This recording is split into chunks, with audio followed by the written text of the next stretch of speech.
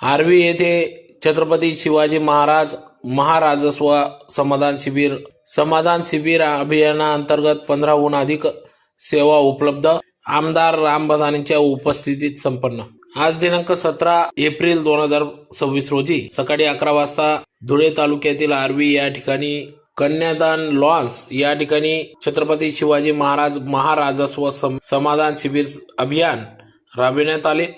महाराष्ट्र शासन महसूल विभागाच्या वतीने सदर या शिबिराचे आयोजन करण्यात आले असून या ठिकाणी धुळे ग्रामीणचे आमदार राम बधाने यांच्या मार्गदर्शनात सदर शिबिर पार पडत आहे। या ठिकाणी सकाळी 11 वाजता कन्यादान लॉन्स या ठिकाणी सदर हे शिबिर घेण्यात आले। दीप प्रज्वलन करून कार्यक्रमास सुरुवात करण्यात आली। तर कार्यक्रम प्रसंगी या ठिकाणी धुळे ग्रामीण आमदार राम बधाने, उपविभागीय अधिकारी रोहन कुवर, तहसीलदार अरुण शेवाडे यांच्यासह सर्व पदाधिकारी यांच्या उपस्थितीत सदर या ठिकाणी या समाधान शिबिर पार पडले। तर प्रसंगी या ठिकाणी जिल्हाध्यक्ष बापू खलाने, प्राध्यापक अरविंद जाधव, भाऊसाहेब देसले, किशोर आल्होर, अशोक सोडके, प्रवीण पवार, जिभाऊ अण्णा सेनगे, शांताराम माऊली, मुन्ना दादा धाडरे, बटू पवार, कैलास मोरे, तुळशीराम पवार, कैलास पाटील, वनराज पाटील, बटू पाटील, भीमराव मोरे, विठ्ठल अण्णा, समाधान माऊली, अक्षय पाटील, रोहन वाघ, साहेबराव पाटील, रवींद्र पाटील, बाळू पाटील, चंदू जाधव, योगेश पाटील, संजय चौधरी, शांताराम माऊली, नाना खैरनार, योगेश गर्दे, नामा चौधरी, राजू पाटील, राजू सोनवणे, मनोज सोनवणे, रामराव शेंडगे, आकाश कनोर, नाना गुरव, नाना वाघ आदी सर्व पदाधिकाऱ्यांच्या उपस्थितीत या ठिकाणी सदर छत्रपती शिवाजी महाराज महाराजस्व समाधान शिबिर या ठिकाणी पार पडले। तर या शिबिरात प्रामुख्याने जातीचे प्रमाणपत्र, उत्पन्न प्रमाणपत्र, रहिवास प्रमाणपत्र, वय राष्ट्रीयत्व, अधिवास प्रमाणपत्र, 7/12/8 उतारे तसेच महाराष्ट्र जमीन महसूल अधिनियम 1966च्या कलम 155 अंतर्गत दुरुस्त नोंदींचे वितरण आदी सर्व विविध 15हून अधिक सेवा या ठिकाणी उपलब्ध करून देण्यात आल्या होत्या। तर मोठ्या संख्येने आर्वी पंचक्रोशीतील ग्रामस्थ या ठिकाणी उपस्थित होते। त्यावेळी मंडळ अधिकारी बांगर यांच्यासह सर्व तलाठी यांच्या सहकार्याने या ठिकाणी महसूल विभागाच्या सर्व अधिकारी कर्मचाऱ्यांच्या सहकार्याने सदर शिबिर पार पडले। देवेंद्र फडणवीस साहेबांच्या संकल्पनेतून राज्याचे उपमुख्यमंत्री आदरणीय एकनाथजी शिंदे साहेब, दुसरे आपले उपमुख्यमंत्री आदरणीय सुमित्राताई पवार आणि राज्याचे अत्यंत डायनॅमिक पर्सनॅलिटी असलेले आपले महसूल मंत्री चंद्रशेखरजी बावनकुळे यांच्या विशेष संकल्पनेतून शासन आणि प्रशासन याच्यातली गतिमानता आणि पारदर्शकता आपल्या सगळ्यांना शेवटच्या समाजातल्या शेवटच्या घटकापर्यंत वंचित राहिलेला प्रत्येक माणूस, प्रत्येक नागरिक, प्रत्येक माता, बंधू, भगिनी, विद्यार्थी मित्र यांच्यापर्यंत शासनाची आणि प्रशासनाच्या माध्यमातून जे गतिमान आणि पारदर्शी अशा प्रकारचं शासन आणि प्रशासन या ठिकाणी चालतंय, त्याचाच एक भाग म्हणून धुळे ग्रामीण विधानसभा मतदारसंघामध्ये आपले सगळ्यांचे लाडके आमदार आदरणीय रामदादा बधाने यांनी या प्रत्येक समाधान शिबिरामध्ये, मग देऊरपासून समाधान शिबिर सुरू झालं, देऊर महसूल मंडळामध्ये, लांबकानी महसूल मंडळामध्ये, सोनगीर महसूल मंडळामध्ये, असं टप्प्याटप्प्याने बोरकुंड असेल, शिरूड असेल, आज आपण जवळपास अंतिम टप्प्याच्या म्हणजे 12व्या टप्प्यामध्ये आपण आलेलो आहोत। तालुक्यामध्ये ग्रामीणचे साधारणतः 3 मंडळं तहसीलदार साहेब मला वाटतं आपण आचारसंहितेच्या कारणास्तव पोस्टपोन करतो आमचे मान्यवर। या महाराष्ट्राचे मुख्यमंत्री माननीय देवेंद्रजी फडणवीस साहेब, उपमुख्यमंत्री आदरणीय सुमित्राताई पवार, उपमुख्यमंत्री आदरणीय एकनाथराव शिंदे साहेब व या महाराष्ट्राचे महसूल मंत्री आदरणीय चंद्रशेखरजी बावनकुळे साहेब यांच्या संकल्पनेनं हे शिबिराला सुरुवात झालेली आहे। सर्वप्रथम मी आता तहसीलदार साहेब व्यासपीठावर उपस्थित आहेत। हे शिबिराला काय युतीचं शासन आता 2024ला आलं म्हणून हे शिबिर चालू झालं असं तर काही भाग नाही आप्पासाहेब। महाराजस्व अभियान आता छत्रपती शिवाजी महाराज महाराजस्व अभियान याचं नाव आहे। पण ज्या वेळेस 2014 साली तुमच्या आपल्या सर्वांच्या आशीर्वादाने भारतीय जनता पार्टीची सरकार या महाराष्ट्रामध्ये आली आणि महाराष्ट्रामध्ये सरकार आल्याच्या नंतर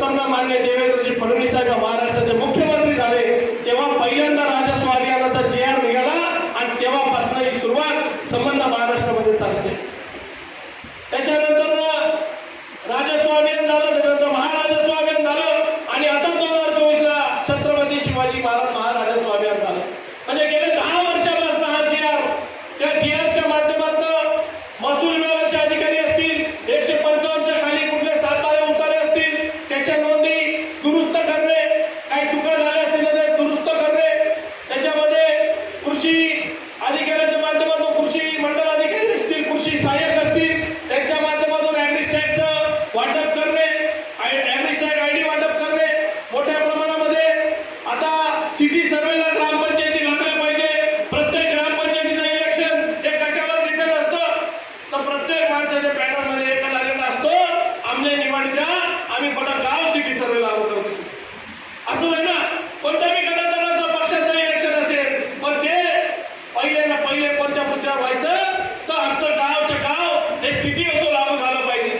आणि मग तुमच्या सर्वांच्या आशीर्वादावर 6 वर्षापूर्वी तुम्ही सर्व मायबाप जनतेने माझ्यासारख्या तरुणाला आशीर्वाद दिला आणि मग आम्ही सुरुवात केली.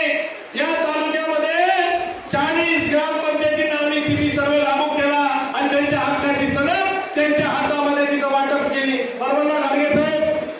आणि मग आज या महाराष्ट्रामध्ये अनेक वर्षापासून उपलब्ध होता. मागच्या काळात सुद्धा सरकारने घोषणा केली होती की आपल्या ग्रामपंचायतींना सिटी सर्वे लागू करा आणि त्यांच्या हक्काचा सीडीएस नंबर त्यांना घराचा द्या, जेणेकरून आपल्या ग्रामीण भागातला माणूस उद्याच्याला बँकेमध्ये गेला तर त्याला तिथं सांगता आलं पाहिजे की माझ्याकडे पक्का घराचा उतारा आहे, माझ्याकडे सिटी सर्वेचा उतारा आहे, मला तिथे लोन मिळण्यासाठी माझी जी काही व्हॅल्युएशन माझ्या घराची निघेल 2 लाख 5 लाख 10 लाख 20 लाख त्याच्यामध्ये ती उपलब्ध झाली पाहिजे. याच्यासाठीचं काम या महाराष्ट्राच्या मुख्यमंत्री व महसूल मंत्र्यांनी केलं आणि आता गावोगावी सीपीएस लागू आम्ही तिथं करतोय. या शिबिराच्या माध्यमातून आम्ही तिथं करतोय. जे गावं राहून गेले, काही गाव आहेत जसं माझं गाव लगाव 50% गाव सीपीएस ला लागू आहे, 50% नंतर बसलं तर ते सिटी सर्वेला झाले नाही. तर ते आता आम्ही भूषणजी गाडगे यांच्या माध्यमातून महसूल मंत्र्यांच्या माध्यमातून पूर्ण हा धुळे तालुका हा सिटी सर्वे लागू झाला पाहिजे याच्यासाठीचा प्रामाणिकपणे प्रयत्न करतोय. आणि मग आपण सर्वजण बघा, येणाऱ्या काळामध्ये 100% ही योजना आम्ही लोकांच्या घराघरामध्ये तिथं पोहोचवू.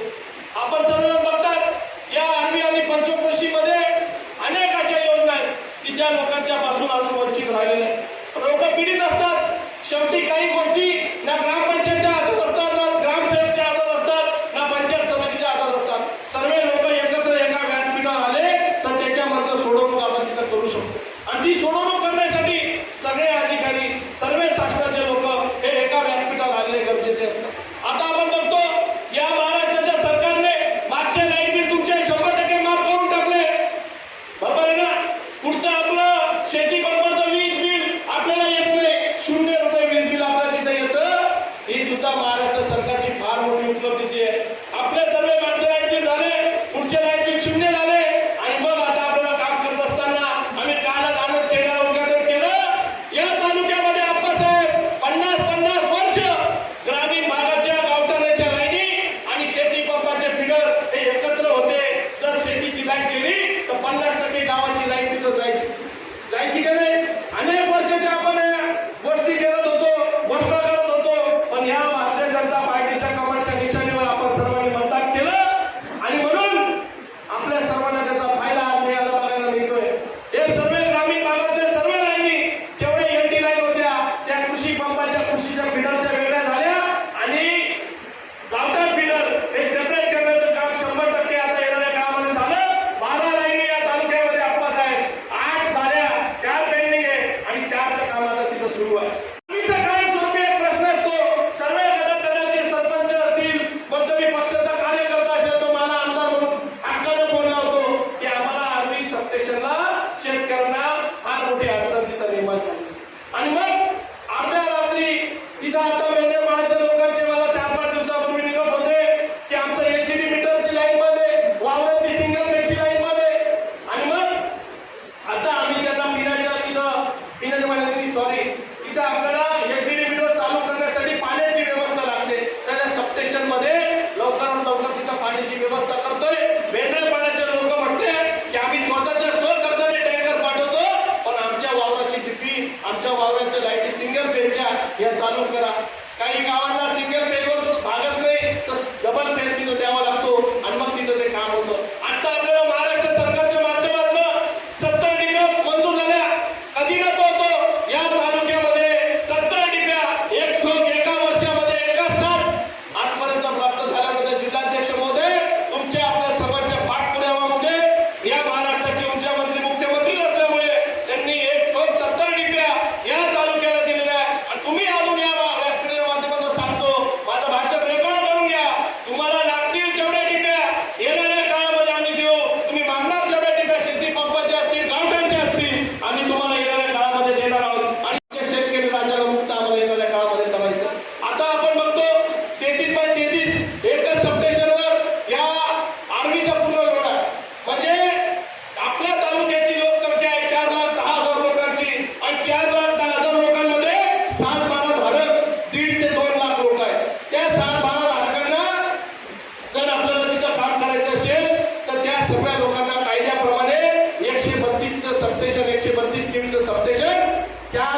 सबस्टेशन तिथं लागतात.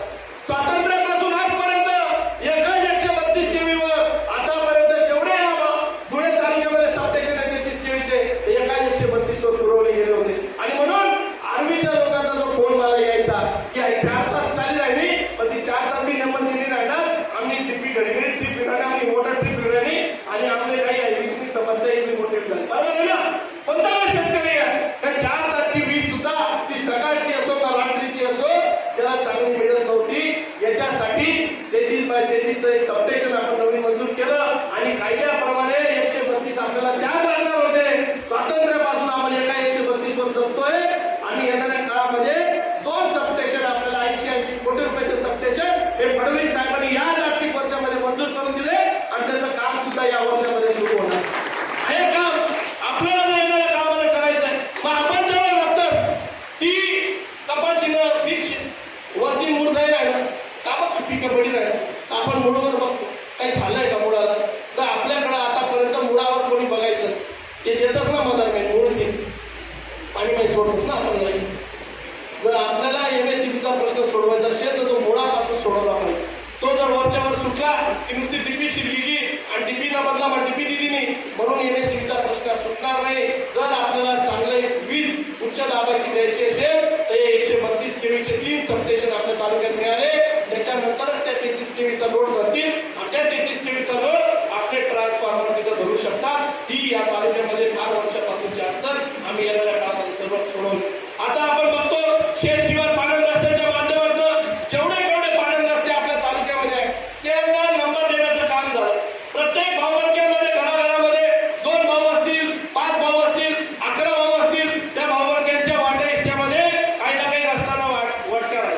आणि प्रत्येक माणूस उठायचं तहसीलदारांना अर्ज करायचा, तहसीलदारांचा निकाल झाला प्रांतांना अपील करायचं, प्रांतांचा निकाल झाला का कलेक्टरला अपील करायचं, कलेक्टरचा अपील झाला का कोर्टामध्ये अपील करायचं, तिथून झालं का हायकोर्टात करायचं. वर्षानुवर्ष 40-40 वर्ष या रस्त्यांना तिथं लागले पण या रस्त्यांचे प्रश्न तिथं मार्गी लागले नाही. म्हणून महाराष्ट्राचे महसूल मंत्र्यांनी GR केला, आम्हाला त्या समितीचं अध्यक्ष केलं. आमच्याकडनं 4-5 नावं मागितली होती. आम्ही 4-5 नावं प्रत्येक परिसरामध्ये 1-1 नाव द्यायचा प्रयत्न केला आणि त्याच्या माध्यमातून आता आम्हाला कुठल्या प्रकारची अडवणूक जर तिथं असेल तर ते आम्ही सोडवण्याचं काम करतोय. तहसीलदार साहेब नमुना नंबर 1 ते 8 असायचा पहिले तलाट्याकडे गेलो तर त्याच्यामध्ये एक हा नवीन नमुना तिथं सरकारने तिथं अमेंडमेंट केली आणि त्याच्यामध्ये 1 नावाचा नवीन नमुना काढला आणि त्या 1 मध्ये सगळे शिवार रस्त्याचा नंबर आता तिथे गेलेले आहे. म्हणजे आपण जर आता कुठे विकून काढली तर आपला रस्ता काही गायब व्हावा.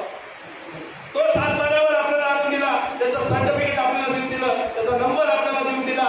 155च्या खाली आमच्या आया बहिणी अनेक दिवसापासून काही बिचाऱ्या विधवा आहेत, काही नव्या घरातल्या मुली येतात, त्या सुना होतात. त्या सुना झाल्याच्या नंतर घरामध्ये जर कोणी मारलं आणि वारस हक्काने त्या सुनांना नावावर घ्यायचं असतं तर त्यांच्या नावामध्ये अनेक प्रकारच्या गडबडी होतात. कुठं क्षेत्रफळ चुकून जातं, कुठं नाव चुकून जातं, कुठं काही इकडे हक्कामध्ये काही नावं लागून जातात. मग त्या बिचाऱ्या आया बहिणींना ग्रामपंचायतला फेऱ्यावर तलाट्याकडे जा, कोणतरी सामाजिक कार्यकर्ता गावामध्ये घ्यावा लागतो, मग प्रांताकडे जावं लागतं आणि मग तिथं तहसीलदाराकडे अर्ज करावा लागतो आणि मग ते नोंद तिथं दुरुस्ती व्हायची.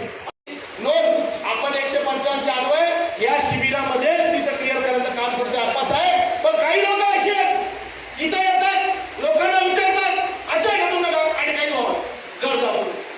अरे इतके वर्ष आम्ही काहीतरी करायचा प्रयत्न करतोय, गोरगरिबांच्यासाठी काहीतरी आणतोय आणि तुम्ही इथं आलेल्या गोरगरीब जनतेला अशिक्षित लोकांना आटे काय सांगतात आणि काय मावशी घर जावा तुम्ही तर तू तरी करत आहो, तू नाही करत नाही तो मागणं तरी करू दे.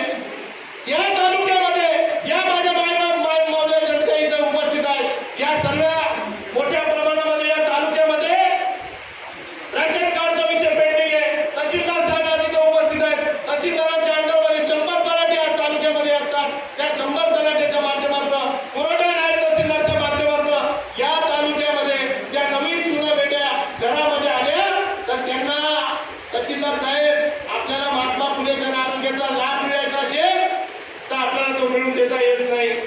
कारण की तुम्ही इकडे मागितलं की तिकडे युनिट नसतं आणि युनिट नसतं म्हणून तुम्ही त्याला ऑनलाईन देऊ शकत नाही. आणि मग ती आई, ती बहीण, ती बिचारी ताई नवीन लग्न झालेली ते बाहेर पडण्यासाठी ऍडमिट झाली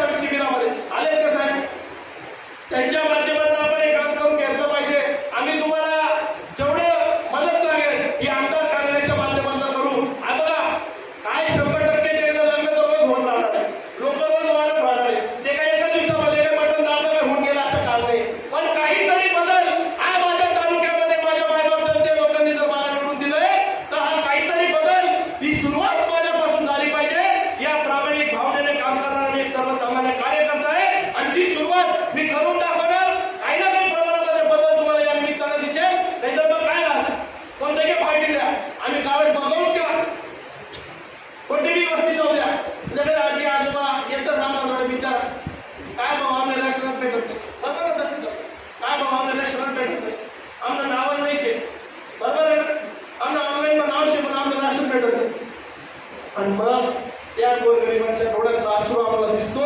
त्या अश्रू दिसल्यानंतर आमचं मन कापावतं की ह्या वर्ष इतके वर्ष लोक भर पडताय पण यांची कोणी ही दयनीय अवस्था बघायला कोणी पुढे येत नव्हतं. ही दयनीय अवस्था आपण बघू आणि या सर्व लोकांचा प्रश्न मार्गी लावण्याचा आम्ही प्रयत्न करू. तहसीलदार साहेबांनी आम्हाला माहिती दिली या तालुक्यामध्ये 27,000 नवीन युनिट लागणार आहे. 27,000 नवीन युनिट म्हणजे 27,000 लोकांना आज राशन मिळत नाही असाच त्याचा अर्थ होता ना तहसीलदार साहेब बरोबर आहे का नाही. काय आवा भाषण करा तुम्ही मला आवडत नाही. मी तिथं जागेवर काम करणारा माणूस आहे आणि जर आमच्या मायबाप जनतेला गोरगरीब लोकांना प्रत्येक गावामध्ये 40-50 कुटुंब 100 कुटुंब 200 कुटुंब निघतात की त्यांना जुन्या ग्रामपंचायतीचा सर्वे झाला होता. त्या जुन्या याद्या आल्या आणि त्या याद्या राशनदार दुकानदारांना दिल्या गेल्या जेवढं राशन तिथं मिळतं. आता त्यांना सुद्धा नोटिसा तिथं चालतात काही 5 एकरवाला आहे काही 10 एकरवाला काही 20 एकरवाला आहे तो ऑटोमॅटिक कुठे जावा तेव्हा लांब बदल काही करू शकणार नाही आणि आपण शेवट तहसीलदार मी काही करू शकणार नाही कोणता भाजपला पुढे मी काही करू शकतो. ऑनलाईन नोटिसा चालू आहे इथला वावर होतो ना तू कसं काय चाललेली ना जो गरीब आहे जो गरजू आहे ज्याचा वावर कमी आहे जो त्याच्यामध्ये बसतो त्याच्यामध्ये घेतला जाईल. ही या निमित्ताने मी तुम्हाला कळकळीने सांगतो. आपली आर्वी पंचक्रोशी गेल्या अनेक वर्षापासून 12 प्रखर जातीचं गाव आहे. सर्व लोक गुण्या गोविंदाने इथं समाजकारण राजकारण करून सुद्धा चांगल्या प्रकारे इथं जगतायत. कुठल्याही प्रकारचं भांडण तंटा नाही. राजकारण 15-20 दिवसाचं राजकारण असतं. 15 दिवस झाले की सगळे लोक एकमेकाच्या तोंडावर तोंड पडतं. गावामध्ये मुदत पडते म्हणून सगळे जण चांगले एकमेकाशी गुन्हा गोविंदात राहतात. पण या गावामध्ये आपण सर्वजण बघा पुरमे पाण्याचं धरण आपल्याला लागू नये पण या पुरमे पाण्या धरणाबद्दल ज्या पाठशाळा राहतात त्याचा फायदा किती टक्के आर्मी गावाला आहे 50% सुद्धा नाही बरोबर आहे ना. पण याच्यासाठी आपण काय प्रयत्न करणार आहोत का नाही. येणाऱ्या काळामध्ये तुमच्या सर्वांचा जनसेवक म्हणून लोकसेवक म्हणून या पूर्वेपाड्या धरणाच्या राहून गेलेल्या जमिनींना हा लाभ मिळाला पाहिजे याच्यासाठीचं काम आम्ही तुमच्या सर्वांच्यासाठी करणार आहोत. आणि जे जे गाव याच्यासाठी राहून गेले असतील याच्यासाठी आम्ही करणार आहोत. पूर्वेपाडा धरण झालं गेल्या सर्व गावांना पाठशाळा गेल्या 4 गावामध्ये सुटले. मोरबीत सुटलं विसर्ग सुटलं अडसूला सुटलं. त्या गावांना जोडण्यापर्यंत पाठ चालली जाते विचून करत चालली जाते. आणि त्या 3 गावांनी काय पाठ केलं त्या 3 गावांचा समावेश झाला पाहिजे. आमच्या धारवाड आडीचा काही परिसर आणि आमच्या आर्वीच्या शेतकऱ्यांचा काही परिसर हा त्याच्यामध्ये समाविष्ट झाला पाहिजे. याच्यासाठीचा पाठपुरावा आम्ही तुमच्याकडे येणाऱ्या काळामध्ये तिथं करणार आहोत. आणि म्हणून तुमच्या सर्वांना जे तुम्ही माझ्यासारख्या कार्यकर्त्यावर विश्वास टाकलाय तर ते एक दिवस तुमचं ऋण फेडण्याचं काम आम्ही आमच्या कामामधलं करू. आता आपण बघतो अंगणवाडी सोनेवाडीला रोडची अपेक्षा होती. मुख्यमंत्री ग्राम सडक योजनेमधनं आम्ही तो रोड तिथं टाकलेला आहे. अंगणवाडीपासून सोनेवाडीला रोड झाला पाहिजे. तिथून बेंद्रपाडाला तो रोड झाला पाहिजे आणि बेंद्रपाडातून बेंद्रपाडा फाटा पण रोड झाला पाहिजे. जेवढा निधी जबाबदारीने सांगतोय उद्याच्या नंतर तुम्ही मला सांगितलं की फक्त हवेत घोषणा केल्या तुम्हाला मी कागद दाखवेल प्रमाण दाखवेल टेंडर पण दाखवेल. जेवढा निधी माझ्या नगाव जिल्हा परिषद गटात दिला नाही आप्पा तेवढा निधी मी या आर्वी जिल्हा परिषद गटामध्ये टाकलेला आहे. हा जबाबदारीने तुम्हाला सांगतो 1 वर्षाच्या. कारण की या लोकांनी माझ्यावर तेवढं प्रेम केलेलं आहे आणि तेवढं आम्ही आमच्या गावात पहिल्यापासून थोडं गुरु प्रत्येक लोकांनी काम केलं. पण या ठिकाणी काही ना काही प्रमाणामध्ये राहून गेलेलं आहे आणि ते सर्व राहून गेलेलं काम आम्हाला आता पुढच्या काळामध्ये कंप्लीट करायचंय. ही सत्ता ही लोकांच्यासाठी कामात आली पाहिजे याच्यासाठीच आम्ही काम करतोय. आता इथं शेतकऱ्यांनी मागणी केलेली की शबरी वस्ती दलित वस्तीमध्ये संपूर्ण गावासाठी पाणीपुरवठा टाकी साठवण क्षमता वाढवणे व 15 इंची पाईपलाईन करणं हे कामात मंजुरी मिळण्याबाबत.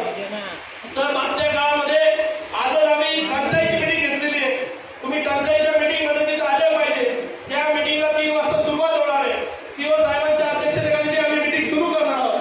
तर ही मीटिंग सुरू करत असताना जलजीवन मिशनच्या मध्ये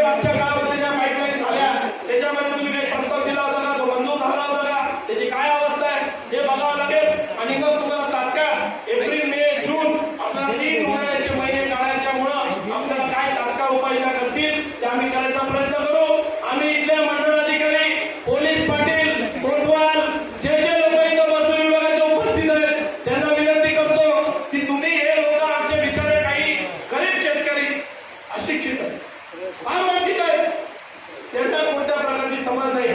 काल आम्ही कुटुंब अर्थसहाय्याचे चेक वाटले, पत्र वाटले. त्याच्यामध्ये 2023 पासून 283 प्रस्ताव गेले होते.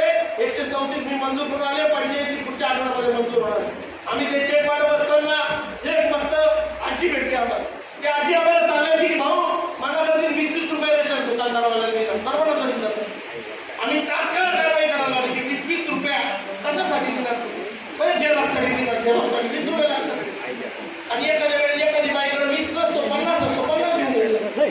आणि कुठं एवढा वेळ आहे आणि कुठं एवढं द्यायला त्यांना वेळ आहे. आणि म्हणून या सर्व लोकांना, अशिक्षित लोकांना कोणी जर डुबवण्याचं काम केलं, आमच्या जर कानावर आलं तर जागेवर कारवाई तिथं होणार म्हणजे होणार. तुम्हाला कुठं स्पेअर केलं जाणार नाही. या निमित्ताने या व्यासपीठाच्या माध्यमातून सांगतो, पहिले असं होतं आप्पासाहेब, टिप्या लागणार असतील तरी 10-20 हजार रुपये ऑइल बदलायला शेतकऱ्यांकडे घेतले जायचे की नाही. आता आदेश केलेला आहे, एकानेही टिप्यांसाठी कोणाला पैसे द्यायचे नाही. माझ्या कार्यालयामध्ये संपर्क करा. टिपी घ्यायला पण एमएससीबीचा माणूस येईल, टिपी सोडायला पण एमएससीबीचा माणूस येईल. 1 रुपया ऑइल भरायला कोणी द्यायचं नाही. 1 वर्ष पुढे जेवढं ऑइल या तालुक्यामध्ये आणून ठेवलेलं आहे. 1 वर्ष पुढे जेवढं ऑइल आणलेलं आहे. कोणी जर मला नाटक केलं किंवा मी इथं एक होता वायरमॅन काय आपण त्याला सस्पेंड केला, दारू पी पडलेला होता थोडा, बरोबर ना. जाऊ दे म्हटलं, कोणा पाठवर लागतं आम्ही पोटवर कोणा मारतच नाही. त्याला पाठवर मारलं, त्याला सांगितलं की जर याच्या काळात पुढच्या काळामध्ये सुधारला नाही तर आम्ही तुला हे बघू. आता इथं म्हणणं आप्पा आपले उपस्थित आहेत. आप्पासाहेब किती वर्षापासून पडतरी वस्तीत आहे, किती वर्षापासून आला? 15 वर्षापासून 50-50 घरं तिथं राहतात. ठाण्याजवळ किती वस्ती आहे? 60 घरे.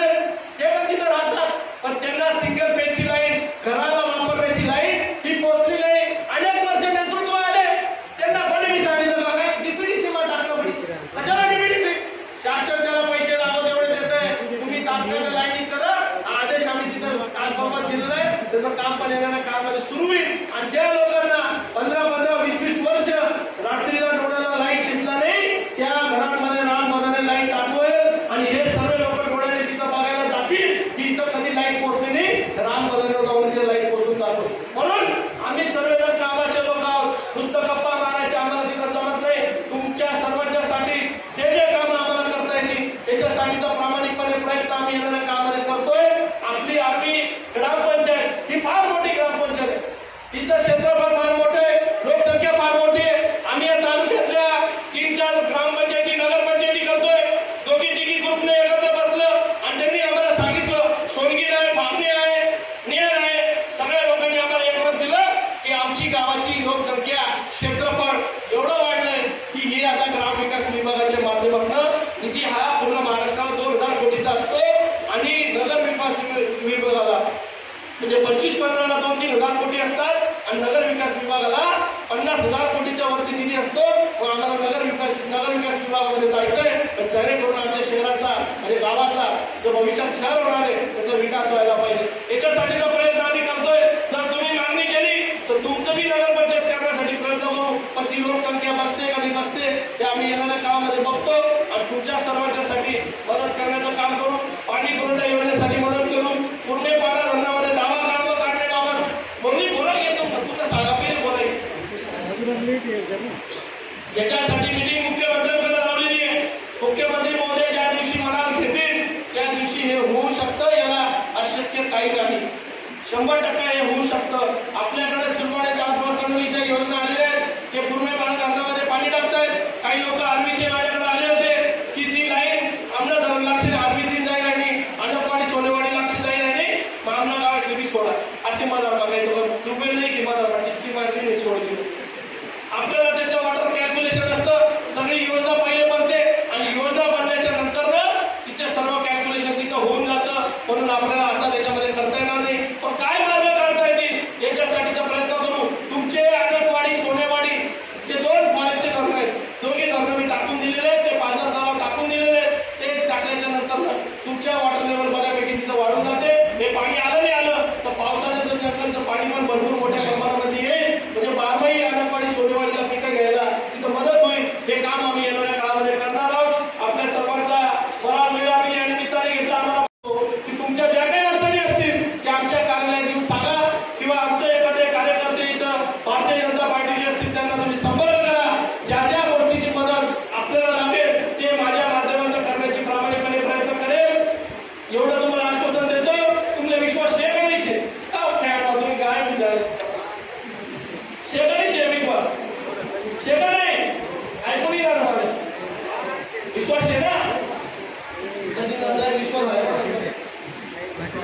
विश्वासदर्शक करावा आहे.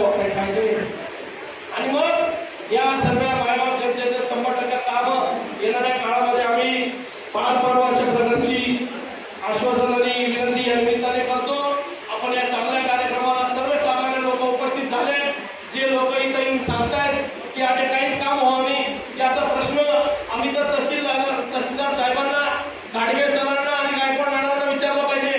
असं काही लोक असेल नतद्रष्ट दरिद्री काय म्हणाल काय जसे माहिती आहे काय म्हणाल पाहिजे. तर त्या जर टिकेशन असं सांगी राहणार होते तर परमेश्वराच्या दरबारामध्ये कोणाला तोड टाकू. आमचं तर ठीक आहे, आम्हाला जर आमचा दरबार असेल, आमच्या कर्तृत्वावर मंडळाच्या जोरावर राममध्ये पुढे जाणार असेल तर कोणी आणू शकत नाही. पण तुम्हाला जर पुढे जायचं असेल तर सकारात्मक दृष्टीकोनातून काम करा, सकारात्मक दृष्टीकोनातून पुढे या. कोणाला लाभापासून वंचित करून आणि छोटंसं राजकारण करून, छोटंसं आहे ते छोटंसं राजकारण काहीच व्हावं नाही. त्या राजकारणाला पडू नका आणि लाभ सर्व लोकांना भेटू द्या आणि त्याच्यामध्ये लाभ मिळाल्याच्या नंतर आमच्या गोरगरीब जनतेला फायदा त्याचा मिळू द्या अशा प्रकारची विनंती करतो. व माझं भाषण आपण सर्वांनी ऐकून घेतलं त्याबद्दल आभार व्यक्त करतो. कोणाला काही बोललं गेलं असेल, कोणाला काही लागलं असेल तर उपडवा भगवानला माफी मागतो आणि मग तुम्ही माफी मागतो. एवढंच बोलतो. जय